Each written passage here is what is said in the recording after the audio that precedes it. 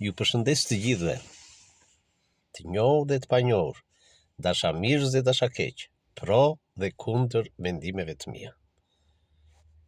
Kjo është bukuria e jetës, bukuria e komunikimit njerëzor,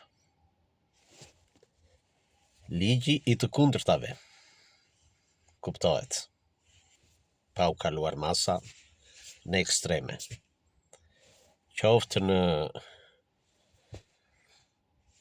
etikën komunikuese, qoftë në kundërshtimin brenda etikës, pa kaluar në ato ekstremet, super relatat, super vlerësimet, dhe kundërta, sharjet, akuzat, ofendimet, e tjera e tjera. Ajo që më bëri përshtypje këtë radhë, e që vazhdon të jetë në opinionin shqiptar, dhe përtej opinionin shqiptar e në opinionin botëror, për aq sa është dhe, se s'u bën ndonjë qamet i madh, është humori në thonjza që bëri kryeministri shqiptar në takimin me liderët europianë, posaçërisht konkretisht me presidentin e Francës, Macron, ku ishte prezent, diskutohet edhe ai lideri i Azerbajxhanit. Të themi ishte e pa përgatitur për ta bërë, nuk jam në mendjen e kryeministrit. Mbase i erdhi në çast, duke qenë në takim aty në foaje me presidentin e Azerbajxhanit, u ndodh edhe Macroni. Të them që i kish menduar më parë që do ta them e do ta gjej rastin për ta thënë atë që s'duhet ta theshte, anoj 50-50%. Por më tepër t'i shtoj përqindje anës që ishte e rastësishme. Se nuk mendoj për çfarë qëllimi mund ta bënte. Ose duke qenë dhe një person narrativ, elokuent, që përdor edhe humorin, algoritmin, metaforat, fabulat e ndryshme në gjithë takimet që bën në Europë, në samitet e ndryshme të Bashkimit Evropian, e tjera. Për këtë nuk kam ç'të them. Bile në shumicën e rasteve i heq kapelën. E kam hequr kapelën. Është i Zoti i fjalës. Ka oratorinë e vet, ka profilin e vet në mes të liderëve të tjerë europianë, ku dallohet, shquhet, pse jo dhe preferohet. Deri kaq. Sepse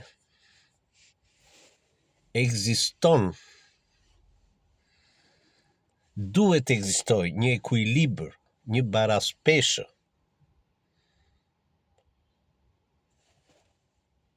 kur lideri i një vendi që përfaqëson vendin e tij, popullin e tij, politikën e vendit të tij, të shtetit të tij,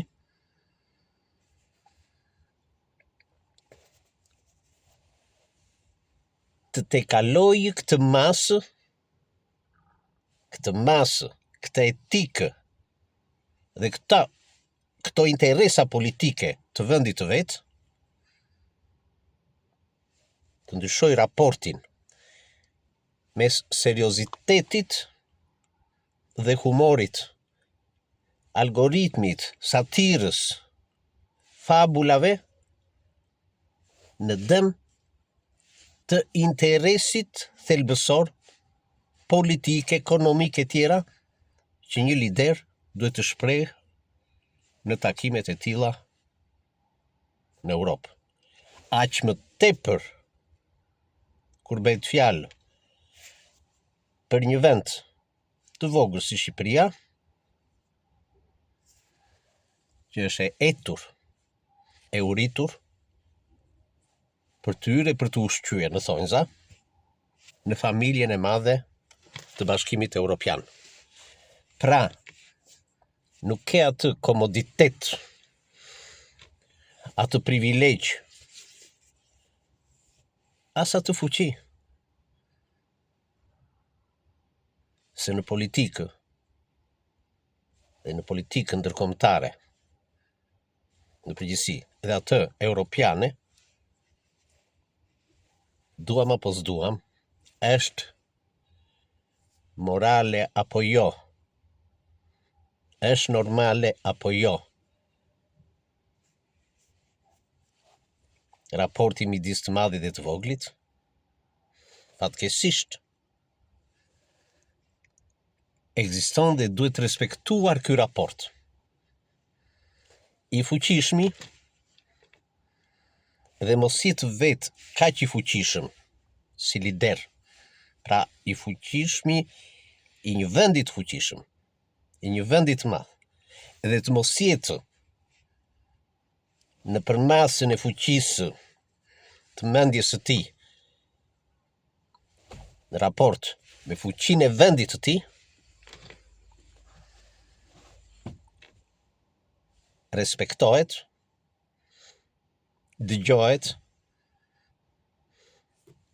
dhe du t'i binde shumë herë, këtu është e diplomacia e më të voglit, për ta shfrytzuar në favor të interesave të vendit tënd, të vogël. Më kuptoni çfarë dua të them? Nuk jemi në një ndeshje midis të voglit e të madhit, ku i madhi s'ka të drejtë dhe të përkrajmë të voglin që ka të drejtë. Pra nuk jemi në ndeshjen midis Goliatit e Davidit. Jemi në një ndeshje në paqe, miqësore, politike, interesash politike të vendit tonë, për të bërë të mundur hyrjen sa më parë në Bashkimin Evropian. Dhe jo vetëm këtë, je dhe antar i NATO-s, pra duhet të respektosh me intransigjencë konjunkturat politike që vendos kjo bashkësi e madhe, ekonomike dhe ushtarake perëndimore. Në rast se je stacionuar në këtë krah.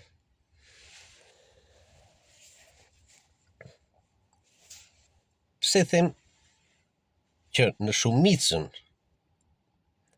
e takimeve, të intervistave, të fjalimeve, të bisedave, dialogjeve dhe monologjeve që bën Rama në Europë, thash, vlerësoj njohjen e tij, elokuencën e tij, oratorinë e tij, talentin letrar. Po pse them që ky arsenal letraro artistik mbizotëron mbi arsenalin, më kuptoni, mbi arsenalin politik, të interesit politik, të seriozitetit politik, të liderit politik të një vendi të vogël, që nuk pret koha dhe nuk është në komoditetin normal që në këtë familjen europiane t'i bjerë fjalli si pas qefit të vetë.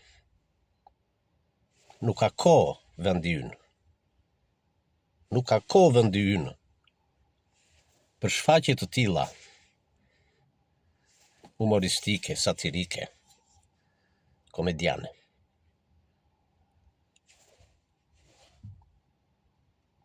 Pra, si pas vendit dhe kuvendi, dhe jo si pas qefit e dëshirës të besh në këtë kuvend. Megjithatë, shumica e humorit dhe satirës që ka përdorur dhe fabulave të ndryshme që ka përdorur Rama më ka pëlqyer. Sikurse më ka bërë të nënqesh te kalimi.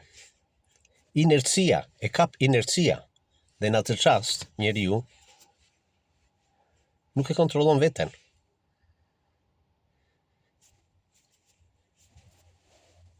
Europianët tani e presin edhe thonë është ky shqiptari i veçantë, politikani i veçantë, që na thyen atë monotoninë, statu quo-n e takimeve të seriozitetit. Se nuk kam parë, apo keni parë ju, deri tani, të ketë patur, apo të ketë paralel me Ramën, një të ngjashëm apo të përafërt me Ramën, në humorin e në satirin që përdor në këto takime. Nuk shkon për shfaqje aty. Nuk shkon për estradë. Dhe nuk i bint europianët që të venë vërtet në një tavolinë në takime, për të vënë në një tavolinë me yjet e Bashkimit Evropian. Nuk i bind përmes kësaj, përmes zotësisë së vetes tënde. Si ti mund të jesh shumë i zoti, më i aftë, më i zgjuar, më gojtar, më politikan, e se Macroni e të tjerët liderët e Europës. Por kjo nuk të bën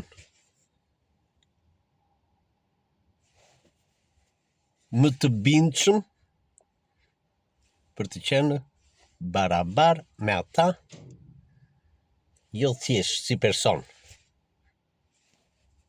po si përfaqësues i shtetit shqiptar, që të quhet edhe shteti shqiptar i barabartë me shtetet e tjera në Bashkimin Evropian. Pra nuk është koha i dashur zoti Rama për t'i mëshuar humorit, fabulës, në ndonjë intervistë, në ndonjë bisedë ku pyetesh për jetën edhe për gjëra të tjera ku siç kalojnë intervistat e ndryshme, aty po, je i lirë ta bësh. Po jo edhe në takime serioze.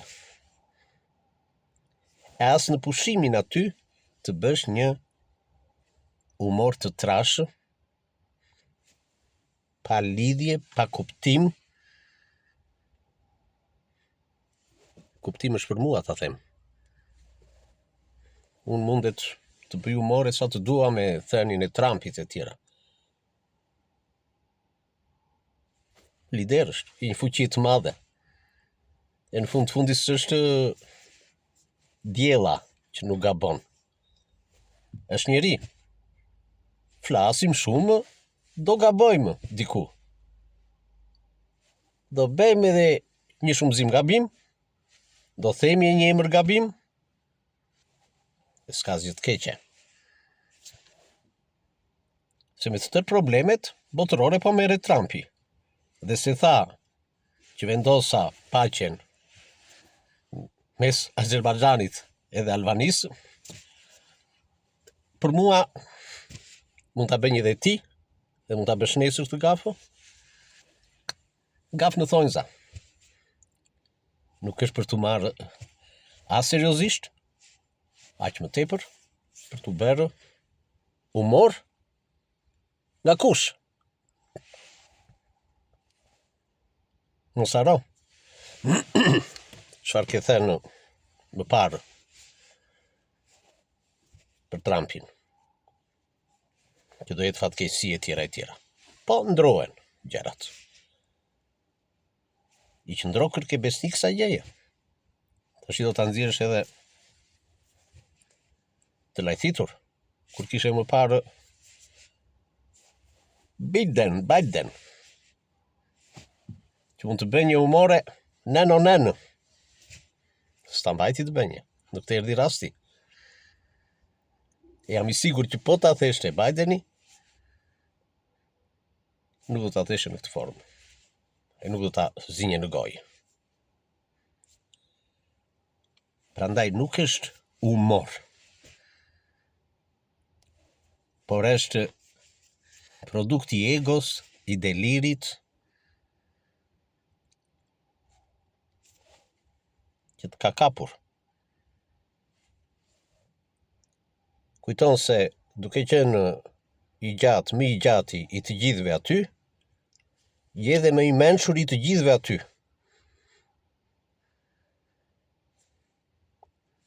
Dhe mund të flasësh mbare prapë. Siç i quajtë edhe shqiptarët që jemi para majmunit, pastaj u bëm majmun, se kështu i bie. Mund ta kapësh ndryshe, ti mund të thash që ishim më të qytetëruarit, mbaroi qytetërimi shqiptarëve. Se pas nesh, the erdhi majmuni. Pas majmunit the erdhën njerëzit, evoluimi i Darwinit, evolucioni, pas njerëzve greku. Çfarë kujtove se theme këtë gjë? O, shqipot, ignorantët, idiotët, militantët, e morën mburje, filluan theshin, ja plasi grekut, anë Shan, anë Bagdant. Ja plasi grekut, në një kohë që grekët i vlerësoj quhet, sepse tha, pas majmunit njeriu, pas majmunit njeriu, pas njeriut greku. O thënë, i pari pas ka qenë greku si etni. Po ne ç'kemi qenë para majmunit? Para arsit e majmunit kemi qenë. Prandaj nga njërë lojrat e fjalëve, kur të rëmbeni ryshi në biseda dhe ajo egoja i dukjes për të thënë edhe gjërat pa menduara mirë, të çojnë në qorsokak dhe në gafa. Si kjo gafi që bëre,